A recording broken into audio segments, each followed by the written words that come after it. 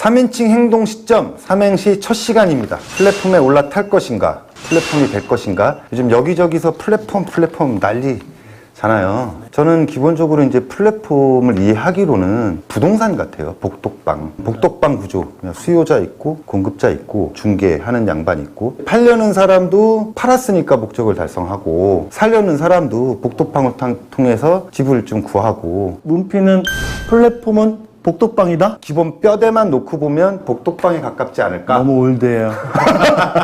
근데 개념은 저는 충분히 동의하고, 저는 놀이터. 가서 좀 시간에 머물고 싶고, 뭘 보고, 뭘 팔듯. 플랫폼은 놀이터다.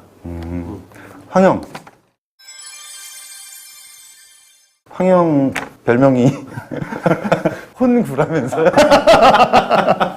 혼구 뜻이 뭡니까? 일단 혼구. 이제 혼을 담은 구라라는. 호구도 아니고 혼마구로도 아니고 혼구. 자, 우리 혼구 황영이 말씀하시는 플랫폼은 혼을 담아주세요. 한때 유행했던 통굽 신발이 있어요. 통굽 신발. 통굽 신발을 영어로 플랫폼 슈즈라고 그러거든요.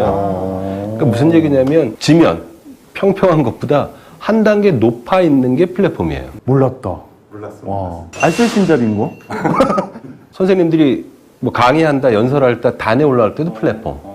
로켓 올려놓고 쏜다, 론치 플랫폼. 기차나 지하철을, 전철을 탄다, 선로보단 위에 있어야 되잖아요. 쉽게 탈 수 있게 한다, 플랫폼이에요. 지표면보단 높은 어떤 대나 단. 플랫폼은 단이다. 단이다. 원래 의미의 승강장으로 일단 생각하는 게 저는 가장 이해하기는 쉽다고 봐요. 플랫폼 비즈니스란 얘기도 하잖아요. 플랫폼 비즈니스는 그런 뭐 사람들이 뭘 올려놓고 거기 와서 어디를 가게 하건 하는, 그게 이제 비즈니스 형태로 진화가 된 거잖아요. 제일 먼저 나온 게 어디냐부터 주목할 필요가 있다. 어디예요? 제일 먼저 나온 게? 이거 아시면서. 진짜 모르는데? 애플 아이튠이죠. 아이튠이죠. 모일 수 있게 하는. 애플의 의도는 그거거든요. 애플에서 벗어나지 못하게 하겠다라는 거잖아요. 그래서 마케팅용으로 우리를 떠나지 못하게 하는, 기존 고객을 꽉 묶어놓는, 락인 한다 그러죠. 꽉 잠가놓는다. 전 본질은 뭐냐면, 옛날 비즈니스는 이게 쌍끌이 저인망업인 거예요. 그물을 바닥까지 깊게 해서 쫙 끌어가는 거예요. 자기가 잡고 싶은 물고기 말고도 별게 다 딸려오죠. 황영 경고요. 어려운 단어 쓰지 마세요. 쌍끌이. 싸그리! 쌍끌이. 쌍끌이랑 싸그리 배 두 뭐야? 대가 쌍으로 끌고 가는 거예요. 쌍이 끌어온다. 까불. 그래서 쌍끌이라고. 까불쉽. 플랫폼 비즈니스는 저는 가두리 양식장 같은 거예요. 플랫폼 비즈니스가 가두리 양식장이다. 플랫폼은 단이고 플랫폼 비즈니스는 가두리 양식장이다. 쌍끌이업이란 건 쫙 밑바닥 긁는 거잖아요. 그죠? 가두리란 건 얘네들은 갇혀 있다는 걸 모를 거예요. 자발적으로 갇혀지고 싶은 그런 가두리 양식장을 만드는 게 플랫폼 비즈니스의 성격이자 본질이 아닌가라는 생각을 해요. 흔히 요즘 플랫폼 비즈니스다 하면 주로 이제 스타트업들 생각 많이 하는데, 곰곰이 생각해보니까 쇼핑몰은 우리가 플랫폼 비즈니스라고 하지 않았던 것 같아요.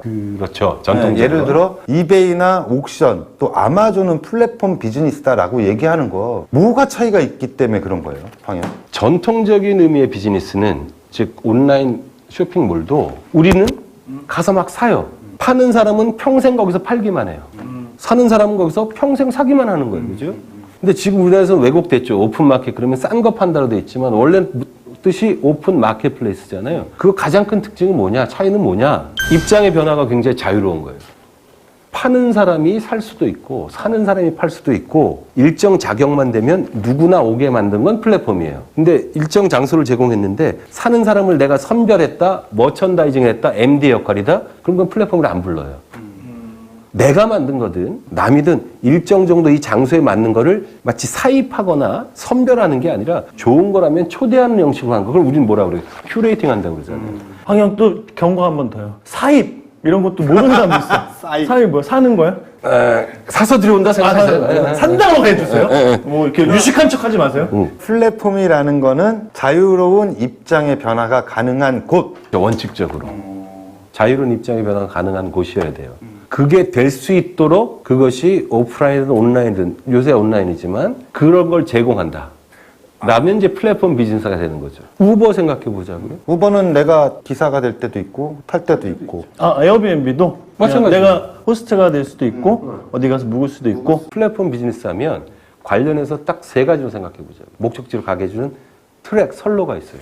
기차, 차량을 잘 타기 위한 승강장이 있어요. 그죠? 역사. 그러니까 히스토리가 아니라 역 건물이 있어요. 그죠? 저는 플랫폼이란 말은 승강장에서 시작했지만 플랫폼 비즈니스는 이 세 가지 요소가 다 있어야 된다고 보는 거예요. 서울역이란 역사가 플랫폼이 있고 트랙이 있는데 그것만 있다면 오로지 특정 목적지 가는 사람만 올 수밖에 없을 거예요. 근데 대부분의 그 발달한 큰 역사, 스테이션을 보면 어떻게 되어 있어요? 트랙과 플랫폼도 있지만 역사 자체가 사람을 끌어오게 하는 다양한 요소로 있어요. 그죠?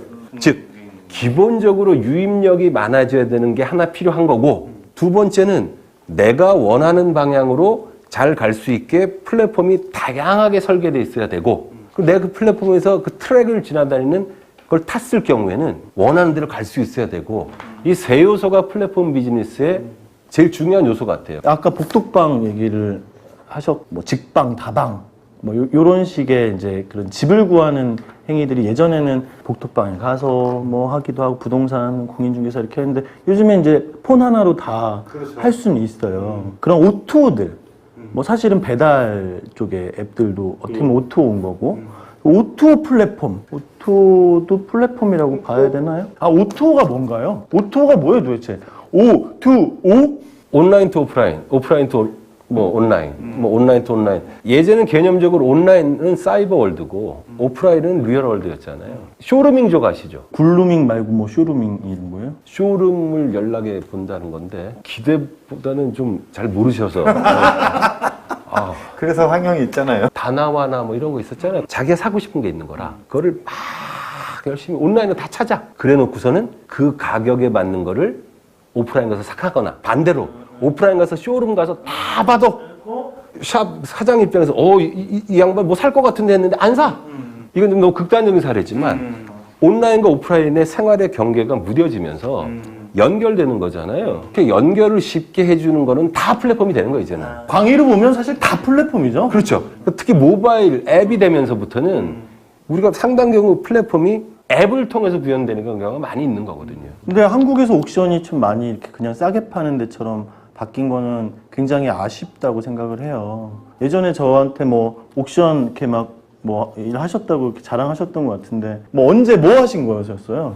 십수년 전에 옥션이 브랜드를 어떻게 가져갈까 하는 브랜드 에이전시를 한 3년 했어요. 그때 나온 개념이 오픈 마켓플레이스고 핵심 개념이 운전면허를 사람들이 많이 안 땄을 때는 보행자는 운전자 욕만 하고 운전자는 보행자 욕만 했어요.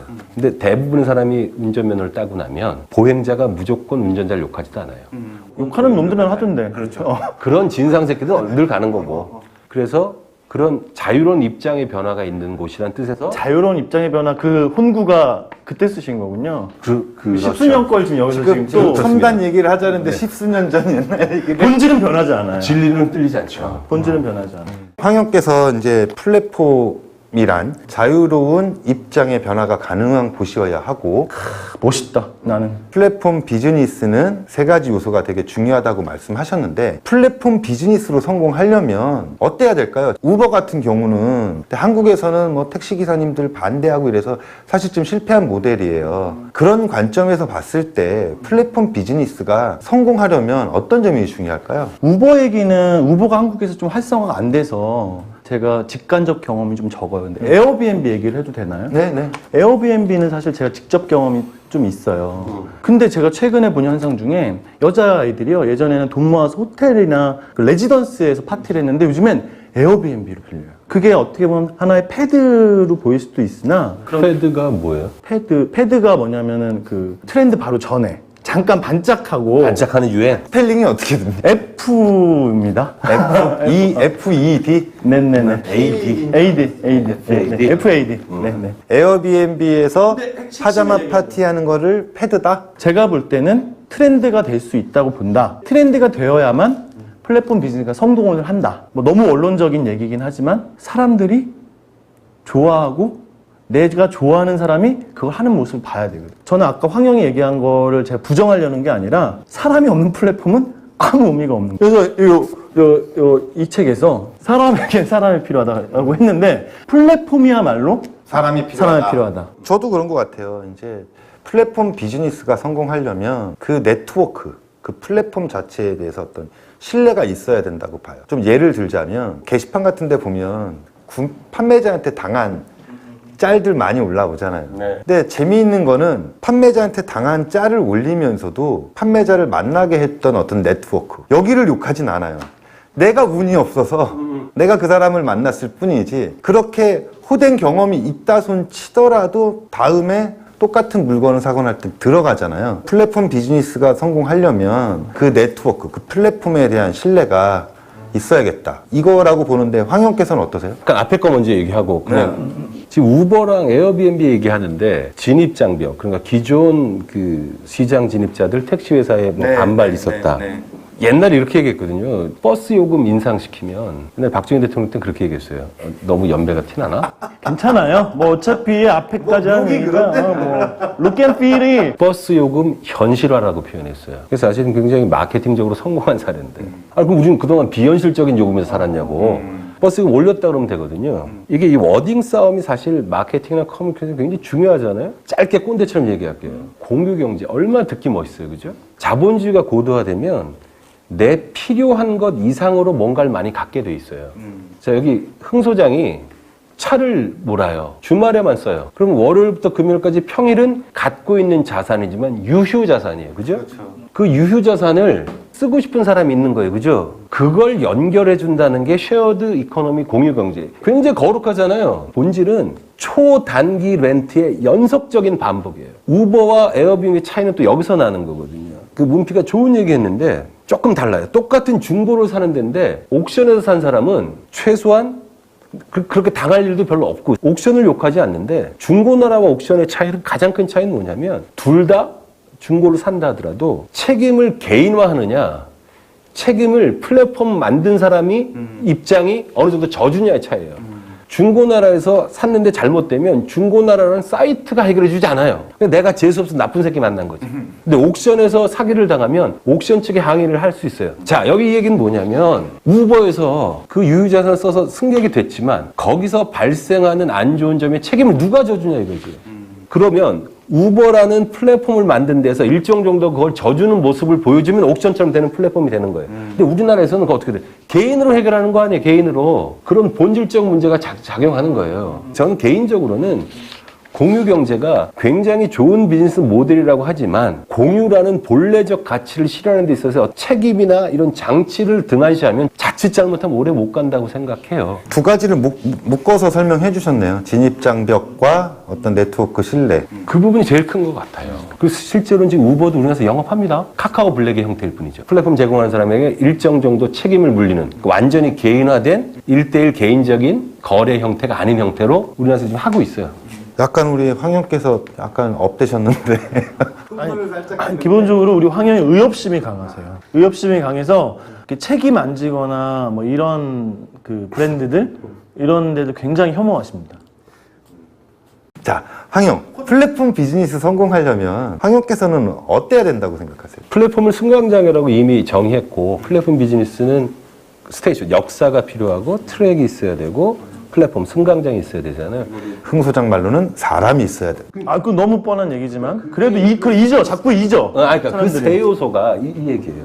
역사라는 건 뭐냐면 사람을 불러 모으는 그 역할을 하는 게 있어야 된다는 거예요. 내가 거길 가서 목적지를 가는 것도 있지만 그 자체로도 가서 볼 게 있고 의미를 찾을 수 있는 그런 게 정리돼야 되는 부분이 역사인 거고요. 그래서 사람이 오게 하는 거예요. 그래서 사람이 필요하다는 얘기가 그 얘기고요. 그 소비자 입장에서 원하는 바가 거기에 들어갔을 때 정확하게 얻을 수 있다는 그런 확신이 있어야 돼요. 그게 트랙이에요. 제대로 된 트랙. 승강장은 뭐냐면 내가 원하는 것을 갈 때 편하게 승차할 수 있어야 되잖아요. 그럼 세 가지죠. 일단 목적지를 가든 말든 사람이 많이 오게 하는 게 일단 필요한 요소가 하나 있고, 그리고 그 사람들의 각각의 다기한 니드를 명확하게 충족시키는 트랙이 잘 설계되어 있어야 되고, 그리고 그 트랙을 쉽게 갈 수 있도록 편하게 승차할 수 있도록 그런 편의성, 쉽게 얘기하면 그게 UI도 되고 UX도 되겠죠. 이 세 가지 요소가 저는 플랫폼 비즈니스 성공의 기본 요건이라고 볼 수 있지 않나 싶어요. 제가 좀 받아가지고 이렇게 세 개의 축이 있으면 넘버, 뉴커머가 와야 되는 거죠. 기존에 오던 분 말고 새로운 사람이 더 늘어야 돼. 그 다음에 프리퀀시, 더 자주 와야 돼. 한 번 오던 놈이 두 번, 세 번. 왜냐하면 대부분의 플랫폼들이 그게 되게 어렵거든요. 신규 방문을 늘리는 것도 어렵지만, 세 번째는 볼륨.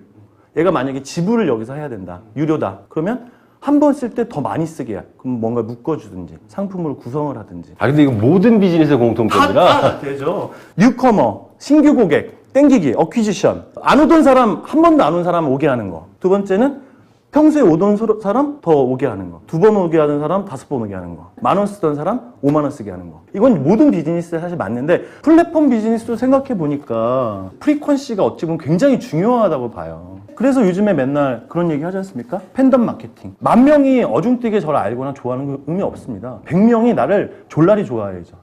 나의 브랜드 전도사가 되고. 플랫폼도 저는 어떻게 보면 브랜드적인 접근이 좀 지금 브랜드 관점으로 접근하는 얘기가 굉장히 좋은 큐가 될 것 같아요. 브랜드라는 게 두 가지밖에 없어요. 브랜드는 저 브랜드처럼 되고 싶거나 저 브랜드를 갖고 싶거나 둘 중에 하나를 못 느끼게 하면 성공한 브랜드가 아니잖아요. 그죠? 말장난 같습니다만 3공으로 풀 수도 있겠다. 흔히 말하는 옛날 얘기였죠. 아이, 공화국 뭐 이런 거.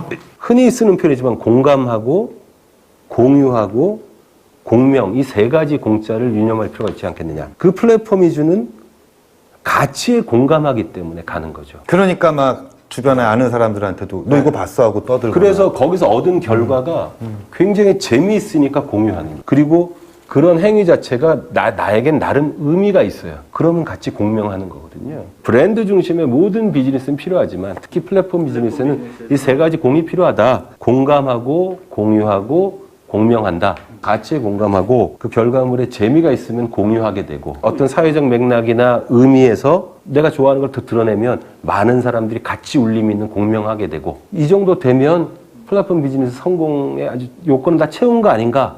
플랫폼 비즈니스가 성공하려면은 황영께서는 이제 공감, 공유, 공명이 이루어져야 된다. 이 세 박자를 다 갖추고 있는 비즈니스 플랫폼이 있어요. 쉐어앤케어라고 공유로 기부하는. 쉐어앤케어가 소셜 기부 플랫폼이라고 이렇게 보도자료 같은 데 많이 냈었어요. 근데 헤쳐나가게 될 게 많죠. 궁금한 거는 그거죠. 쉐어앤케어의 수익 모델은 뭘까? 공유로 기부하는 그 판을 짜놨는데 당장 자기네들은 뭐 먹고 살아? 전 이게 되게 궁금해요. 그래서 성공한 플랫폼 비즈니스 모델에서 과연 수익을 빼놓고 얘기할 수 있을 것인가? 없죠. 비즈니스라고 하면 사업 모델, 비즈니스 모델과 저는 개인적으로 수익 모델은 구분해서 생각할 필요가 있다는 거예요. 사업 모델이다, 비즈니스 모델이다. 이건 내 업의 개념이에요. 누구를 대상으로 우리가 어떠한 가치를 잘 전달하겠다가 정리되면 사업 모델이에요. 비즈니스 모델이에요. 수익 모델은 그러니까 낙관적으로 생각하는 사람들은 우리 사업 모델, 비즈니스 모델을 잘하면 돈은 자동으로 딸려올 거라 생각하는 사람들이 많이 있어요. 그것도 나쁜 접근은 아니에요.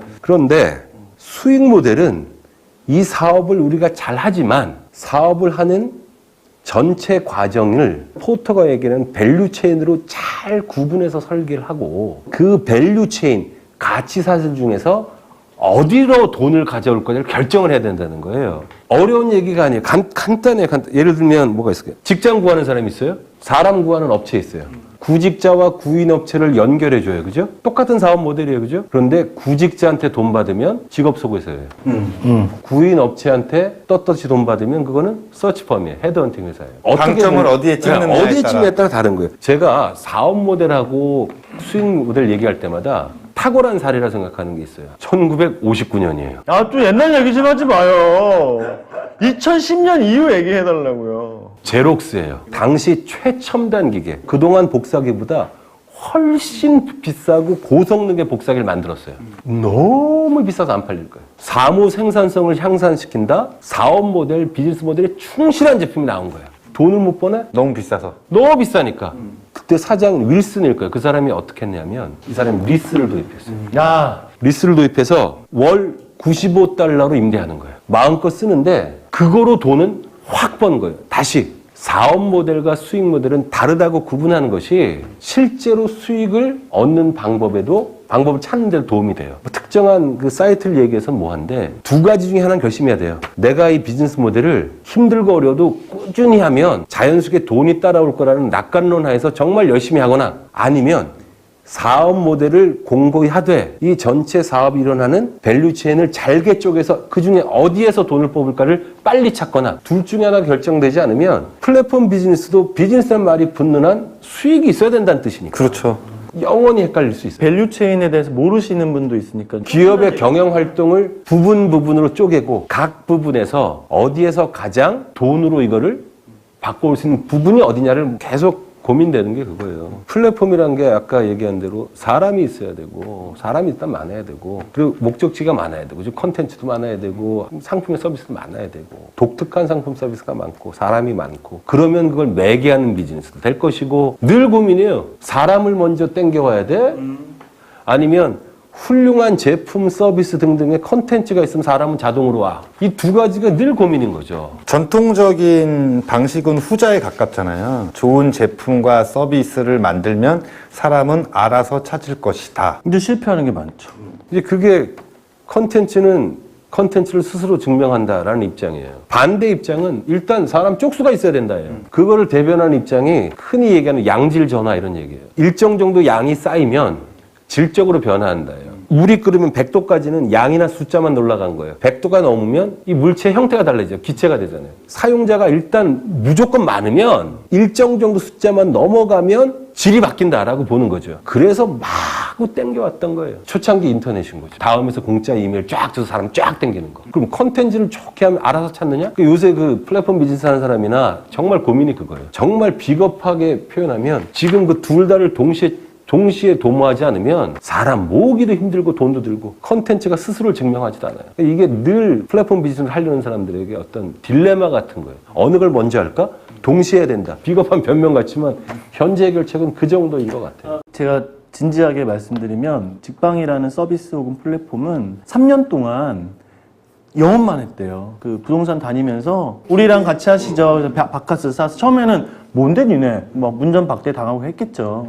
그거를 진짜로 참고 참아서 2만 개를 확보한 다음에 앱 UI UX나 이걸 한 거죠. 그럼 어떻게 보면은 플랫폼에 대한 이상한 희망, 결코 가지면 안 되는 희망은 이렇게 멋있는 걸 내가 좀 개념을 만들어 놓고 프로토타입 만들고 하면 잘 될 거야? 절대 아닌 건 거고, 그렇게 보면 제가 지금 언급드린 직방이라는 플랫폼의 경우는 사실 이 총알을 확실하게 많이 쨍겨 놓은 거거든요. 직방 같은 경우는 황영이 말씀하셨던 양질 전화를 하려고 한 거죠. 그 지금 흥 소장 얘기를 들어보거나 문피 얘기를 잘 들어보면 뭐냐면 플랫폼 비즈니스 중에서 소비자와 제품 서비스를 연결해 주는 거로 수익을 얻는 그 중개 혹은 매개 역할을 하는 비즈니스에서는 그 안에 소비자들이 바라는 제품, 컨텐츠를 먼저 쳐야 되는 게 맞는 거예요. 중개는 그렇게 되죠. 그래서 지금 TLX라는 스타트업이 있는데 TLX는 뭔지 좀 설명해 주셔야지. 흥 소장하고 저하고 몇 년간 자문을 해서 지금 상당히 잘 되고 있는 스타트업입니다. 헬스 오토라고 보면 되죠. 그러니까 피트니스 클럽이 한 4,500개 있는데 마음대로 갈 수 있는 거예요. 가까운 곳에 자기가 가까운 곳에 운동, 뭐 요가 할 수 있는데 자, 중요한 얘기가 있어요. 스타트업이 뭡니까? 그냥 옛날 벤처 창업하던 거 아니에요? 멋있게 부르지 말자고요. 저는 그렇게 생각하거든요. 아이디어가 좋다. 거기에 실행력이 있으면 스타트업을 성공한다. 그럼 개소리가 어딨어요. 이런 표현하면 미안하지만 아주 크리에이티브한 일을 하는 경우를 빼고는 스타트업에서 잘할 사람들은, 잘할 놈들은 대기업 가도 잘하는 거예요. 라면 잘 끓이는 놈이 떡볶이도 잘 만들어요. 오.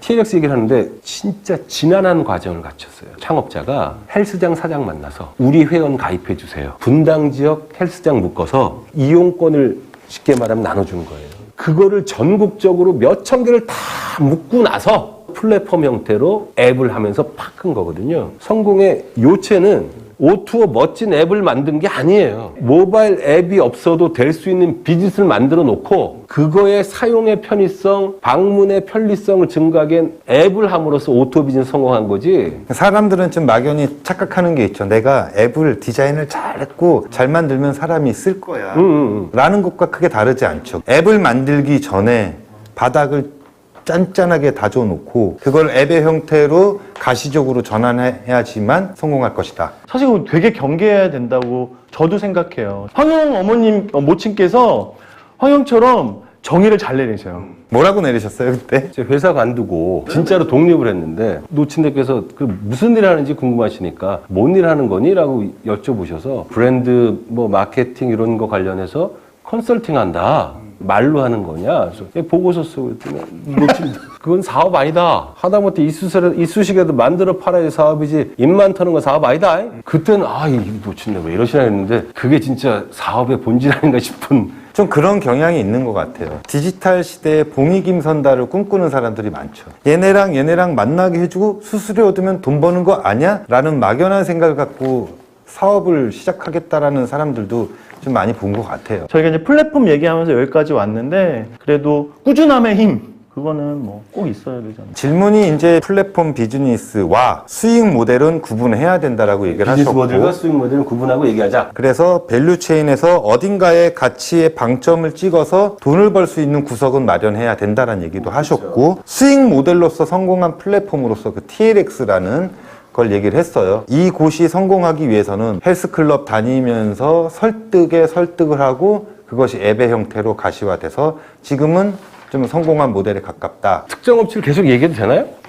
우리 마음이죠 뭐. 그럼 TLX는 돈을 벌었다. 그래서 성공했다. 둘 다 번 거죠. 무슨 얘기냐면 헬스장 가는 사람 중에 꾸준히 가는 사람은 상관없는데 서울에 사다가 그 멤버십이 적용되는 부산 가서 할 수도 있어요. 근데 한 달에 3번 할 수도 있고 30번 할 수도 있어요. 이 사람들 입장에서는 한 군데를 하는 것보다 훨씬 편하다는 이익이 있을 거 아니에요. 다시 사용자와 공급자 간의 매개 비즈니스인데 사용자와 공급자 모두에게 이익을 준 거예요. 헬스장 늘 폭탁거리는 거 아니거든요. 근데 기대하지 않았던 가외 수익이 들어와요. 뭐 나쁘지 않잖아요. 하나 더 잔소리 올리면 삥 뜯는 비즈니스를 중개나 매개 비즈니스 형태의 플랫폼 비즈니스라고 포장하는 이런 악습은 좀 사라졌으면 좋겠어요. 두 번째는 소비자들도 소비자들의 특권이라는 거에 비겁하게 숨지 않았으면 좋겠어요. 그건 또 무슨 말이죠? 자, 내가 5,000원짜리 짜장면을 편하게 배달시켜 먹고 싶어요. 내가 편하게 받아 먹었어요. 그럼 누구한테 이익이, 내가 베네핏, 내가 혜택 얻었잖아요. 그럼 내가 돼야지.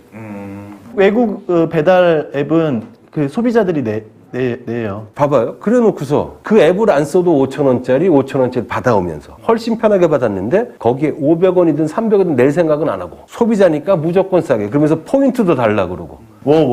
소비자가 결국은 어떤 성공한 플랫폼 비즈니스는 훌륭한 수익 모델도 있어야 할 것 같고, 사용자와 공급자 모두가 해피하고 중개하는 사람도 좀 해피한 이상적인 말씀을 하셨죠. 성공적인 플랫폼 비즈니스 모델들은 결국은 과거에는 우리가 나의 메시지를 내보냈다면 요즘은 땡겨오잖아요. 처음에 우리 가두리 양식장 얘기도 했었고 안에서 놀게 하자는 얘기도 했었는데 결국 나가고 싶어 하지 않게 또 밖에 있는 애들도 들어오고 싶게 하고 이게 요즘 예전하고는 좀 많이 달라진 마케팅이든 브랜딩이든 커뮤니케이션이든. 황영, 푸시형과 풀형에 대해서 좀 얘기 좀 해줘. 또 얘기하면 또 옛날 얘기한다고.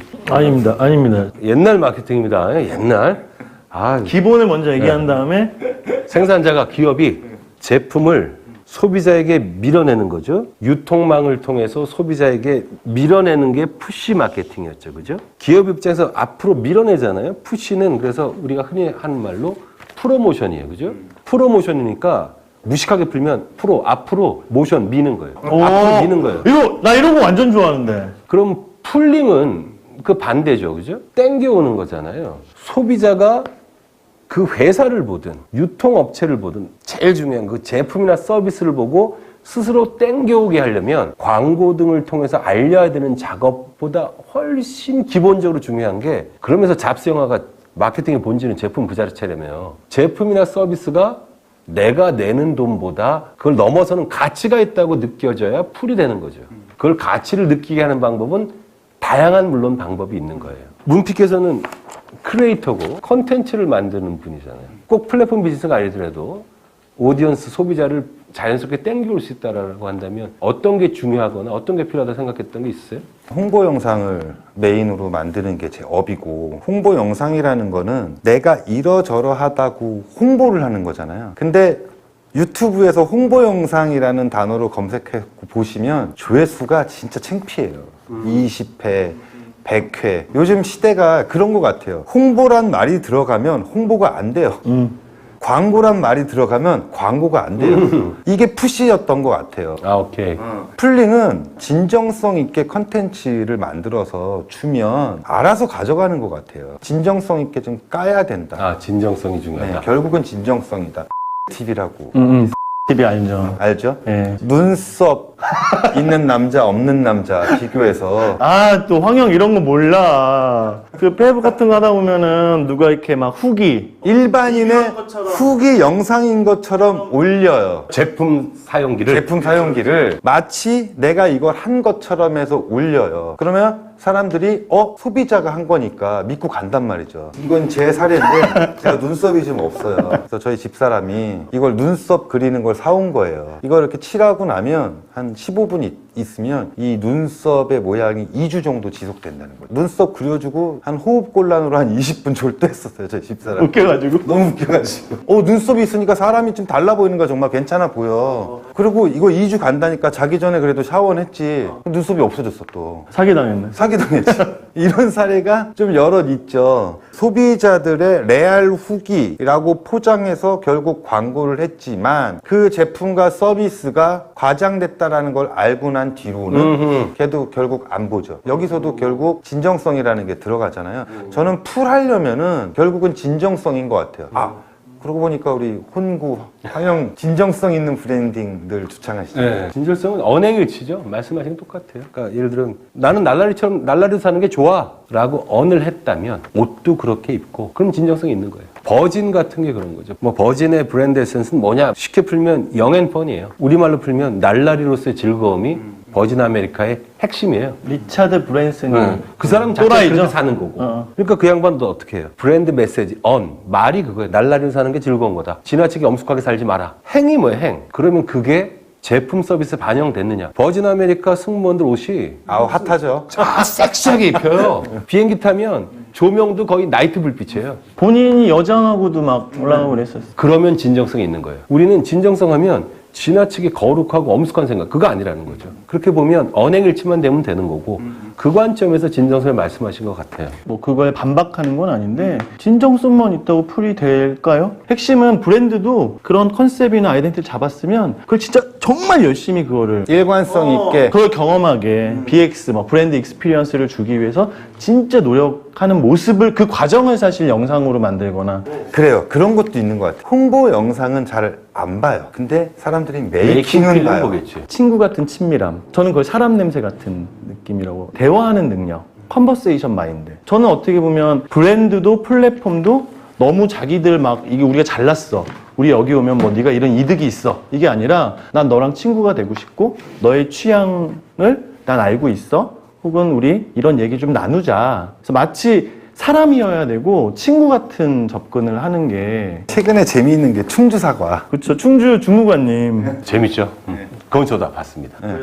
그건 보셨어요? 지금 우리 얘기가 진정성도 나오고 굉장히 좋은 얘기가 많이 나왔는데요. 근데 우리 영상을 보시는 분들이 우리 삼행시를 보고 이렇게 해봐야 되겠다라고 어떤 각오를 다지거나 느끼게 하기에는 얘기가 너무 거룩한 얘기밖에 없었어요. 하나씩 짚어서 보자고. 오케이. 답은 흥 소장이 한 얘기 있어요. 진정성이다, 친구 같다, 충주사과에 재밌는 게 있다라를 그 하나하나의 사례로만 소개할 게 아니라 전체 틀거리로 봤으면 좋겠는데 그게 저는 밸류라고 보는 거예요. 플랫폼 비즈니스에서 사람이 모이게 하고 사게 하고 모든 비즈니스에서 풀링이 되려면 내가 여기에 하느라고 쓴 코스트, 비용보다 내가 얻게 되는 베네핏, 혜택이 많다고 느껴야 되지 않겠어요? 코스트는 작고 베네핏이 높으면 거기에 따라 밸류가 올라가겠죠. 그래서 밸류는 코스트분의 베네핏이라고 보는 거죠. 비용을 낮추거나 베네핏을 높이는 거예요. 그죠? 어떻게 하면 되지? 첫 번째예요. 출발점은 가격을 낮추는 거예요. 같은 품질인데 가격이 낮거나 같은 가격인데 위에 품질을 높이면 돼요. 그죠? 그거를 우리는 흔히 가성비라고 얘기하고 그거를 밸류 퍼 머니라고 번역하는 멍청한 교수도 있는데요. 그런 교수님은 이런 거 안 보시겠죠? 그렇죠. 밸류 퍼 머니는 그거보다 큰 얘기예요. 가격은 낮추고 진짜 품질은 본래 품질 높여라는 이거는 일본 애들 표현을 하면 코스파예요. 코스파. 일본식 영어예요. 코스트 퍼 퍼포먼스예요. 그게 가성비인 거예요. 기본빵이야. 기본빵. 두 번째는 획득 시간 코스트를 낮추거나 그걸 얻거나 할 때 시간이 많이 걸려나 까다롭지 않게 하거나 그 내가 원하는 제품이나 서비스를 받게 될 때 과정이 멋있거나 즉 획득 시간 비용을 낮추거나 서비스 품질을 높이거나 간단하게 얘기해서 성공했다고 보기 어렵습니다. 쿠팡, 로켓 배송 그게 뭐예요? 획득 시간 비용을 확 줄인 거예요. 플랫폼 비즈니스는 풀링이 중요한데 이거를 플랫폼 비즈니스에서 적용해 생각해 보자는 거예요. 소셜 커머스도 플랫폼 비즈니스 본다면 쿠팡이 획득 시간 비용을 줄이는 대표적인 게 되겠죠. 획득 시간 비용은 정보에 가는 것도 돼요. 내가 뭐에 대해서 관심 있고 해. 알아보려니까 전화를 3번 건너서 해야 돼. 이런 거 줄이면 되는 거예요. 서비스 품질은 똑같은 제품이나 서비스인데도 예를 들어 내가 연필을 하나 주문해서 받았는데 어떤 쇼핑몰에서는 그냥 뭐 비닐에 둘둘 말아서 왔어요. 어느 쇼핑몰에서는 똑같은데 리봉해서 왔어요. 그거 서비스 품질이에요. 그거 높일 수 있고 마지막으로 하나 더 있어요. 심리적 비용을 낮추는 거예요. 혹시 심리학 전공하셨나요? 그렇죠. 전공은 했으나 공부를 했다고는 할 수 없어요. 전공과 공부는 다른 거지. 심리적 비용을 낮추거나 이미지 품질을 높이는 거예요. 이미지 품질이 흔히 말하는 브랜드 이미지고 지금 말씀하신 것들. 그 인간적인 관계를 가져야 된다. 굉장히 자연스러운 그 광고가 아닌 거로 컨텐츠가 나야 된다. 그런 게 다 거기 속하는 거예요. 심리적 비용은 불안함을 없애는 거거든요. 나 이거 써서 잘못되면 어떡하지 하는 근본적인 불안함. 두 번째, 나 이거 쓴다 그러면 주변에서 욕하면 어떡하지? 예를 들면 카카오 택시 같은 거는 늦은 시간에 택시를 타는 젊은 여자들 입장에서 가지는 근본적인 공포감이 있어요. 그죠? 그 불안함을 없앴잖아요. 풀링이 되려면 이 3가지. 기본 비용인 가격을 낮추거나 획득 시간 비용을 낮출 수 있거나 심리적 비용을 낮출 수 있는 거를 뭘 할 거냐를 고민하고 두 번째 윗단에 기본 품질을 높이려면 어떻게 할 거냐 서비스 품질을 높이려면 어떻게 할 거냐 이미지 품질을 높이려면 어떻게 할 거냐 이미지 품질에 해당하는 브랜드 이미지에는 진정성이 굉장히 중요한 거고 이렇게 전체 틀에 하나씩을 대응해서 생각을 해야 우리 삼행시를 보시는 분들이 나는 이거 잘해볼래 이렇게 생각되지 않겠냐라는 나는 마지막 멘트가 너무 오그라드는 거야. 우리 삼행시를 보시는 분들이 무슨 거의 도울과 김구라 같은 느낌이었어. 우리 황영께서 이제 풀링하기 위한 방법에 대해서 잘 정리해 주셨는데 미디어 쪽으로 한번 얘기를 해볼게요. 요즘 그런 것 같아요. 미디어도 예전에는 뉴스든 뭐든 다 푸시했잖아요. 근데 뭐 SBS 같은 경우는 스브스 뉴스 같은 거 만들어서 짧게지만 이제 유인, 풀하는 방식을 많이 쓰고 있고 저만 해도 지상파 TV 본 지는 굉장히 오래됐어요. 페이스북에서 어떤 기사를 접하는 일이 많은데 그러다 보니까 기업들이 이제 점점 어떤 미디어를 소유하려는 경향이 나타나는 것 같고 어떤 미디어 플랫폼을 좀 구축하는 경향이 있는 것도 같아요. 글로벌 기업들, 큰 기업들이 미디어 플랫폼을 활용하고 있는 것 같아요. 잘. 그 뭐 렐러번스, 연관성을 좀 갖고는 있지만 스토리텔링을 참 잘하는 것 같아요. 그 자기들의 플랫폼을 갖는 거죠. 그래서 스타벅스는 미디어 기업이다. 이런 얘기도 사실 하더라고요. 그렇지. 커피 파는 데가 아니라. 네네네. 업스탠더, 긍정적인 변화를 위해 행동하는 사람이란 뜻이래요. 그 일반 사람들의 소소한 이야기, 작지만 의미 있는 변화를 만들어가는 사람들의 사람 냄새 나는 이야기들을 영상 콘텐츠로 자기들 플랫폼 안에서 그거를 쏘더라고요. 사실 이거 말고도 너무너무 많습니다. 코카콜라는 그런 걸 했다고 그러더라고요. 보도자료를 안 만들려고 한다. 우린 여기서 계속 만들고 있을 테니까 관심 있는 사람 오세요. 그래서 코카콜라 전이 뭐 코카콜라 전이 하니까 생각나는 게 있는데 코카콜라에서 전 세계적으로 올림픽 무브라는 행사를 개최해요. 14년에는 네덜란드에서 처음으로 올림픽 무브를 했고 2015년에 한국에서는 모두의 올림픽이라고 개최를 했어요. 우리나라 애들이 원체 운동을 안 하잖아요. 운동할 시간도 없고 그래서 코카콜라에서 선생님들을 파견해가지고 무슨 코카콜라 무슨 영상도 작업 예전에 하셨던 거 얘기하려는 거야. 이거 얘기하시려고. 그 영상을 하셨다? 그러면서 이제 코카콜라 전이를 접하게 됐는데 코카콜라 전이에 들어가 보면은 뭐 콜라 얘기 별로 없어요. 코카콜라 전이의 목표는 펩시하고 싸우겠다 이런 건 아닌 것 같고 월스트리트 저널이나 우리 흔히 아는 굉장한 매체들을 생각하는 것 같은데 황영 근데 그러면 이렇게 제품과 서비스를 만드는 기업들이 본인들을 미디어화하거나 미디어 플랫폼으로 하려는 이유가 뭘까요? 대체? 어렵다. 지금 플랫폼이란 얘기하고 우리가 지금 말하다 보면서 미디어가 약간은 이게 좀 혼재돼서 쓰이고 있어요. 그죠? 그렇죠. 플랫폼은 사람들이 모이게 하고 사람들이 모여서 그 사람들이 원하는 거를 목적지로 쉽고 빨리 갈 수 있게 하는데 그 모이는 사람끼리도 입장이 변화할 수 있으며 그리고 그것이 용이하고 즐겁게 의미와 재미와 가치를 준다라고 보잖아요. 미디어는 전통 미디어도 플랫폼인데 기사로 대표되는 이야기를 전달해주는 플레이어와 이야기를 듣고자 하는 사람들이 모인 것이죠. 그죠? 근데 전통적인 미디어에서는 플랫폼 비즈니스 볼 때 결여된 게 가장 중요한 게 몇 가지가 있어요. 하나는 그 공급자와 수요자 사이에 상호작용이나 이런 게 일어나지 않죠. 그 전통적인 미디어가 그러다 보니까 옛날만큼의 이야기 소스로의 권위나 효과가 완전히 떨어진 거예요. 그죠? 그리고 형식적인, 물성적인 측면에서의 이야기를 전달할 도구인 플랫폼이 이제는 일반화된 거죠. 옛날에 미디어는 뭐예요? 신문, 방송인 거잖아요. 웹사이트는 미디어야 아니에요. 미디어죠. 미디어라 볼 수 있죠. 네. 따라서 기업이 기존의 매체가 아닌 자신들이 소유하거나 할 수 있는 매체를 가지고 아예 자기만의 얘기를 함으로써 기존 미디어가 못하는 영역을 훨씬 많이 커버하게 될 수 있잖아요. 그게 스토리텔링과 연관되고 그게 흔히 말하는 이제 브랜드 저널리즘이 되는 거죠. 황영 얘기하신 거에 좀 첨언 드리면 요즘에 작은 스타트업들은 코카콜라처럼 하긴 너무 힘들거든요. 비용이 많이 드니까. 야놀자라는 애들이 보니까 그 야놀자를 공식적인 문패로 달고 있는 페이스북 페이지도 있지만 연애에 대한 어떤 노하우를 알려주는 페이지도 운영을 해요. 국내 여행 이건 한 100만 구독자가 있고 연애 쪽은 한 50만이 있고 야 야놀자가 그 리소스를 들여서 왜 그 페이지를 키우는 거야? 우리가 실질적인 큐는 여기서 가질 수 있는 거죠. 아, 근데 지금 야놀자 얘기하다 보니까 연애를 하면 여행을 가게 되고 당연히 숙박업소가 필요하니까 자기네 사업이 잘 될 것이다 이거잖아. 이 플랫폼 혹은 이 앱을 브랜딩할 때 놀이문화, 뭐 편리함 이것도 주고 용기를 주겠다라고 써놨더라고요. 멋있더라고요. 그 다음에 이들이 했던 캠페인이 이제 보고서처럼 이걸 아예 저널리즘이죠, 진짜. 일단 시장의 파이를 우회적으로 굉장히 키우는 방식인 거잖아요. 그렇죠. 그 정도 능력이 어느 정도 된다면 장기적인 투자를 좀 하실 필요도 있겠다. 그럼 야놀자의 그 연애 관련 페이지도 일종의 브랜드 저널리즘이라고. 저는 그렇게 봐요. 그리고 그 안에 야놀자를 규모하게 잘 넣고 대놓고 넣습니다. 네, 네. 사실 우리 황영께서는 버스 요금 현실화 겪었고 버스용 현실화 진짜.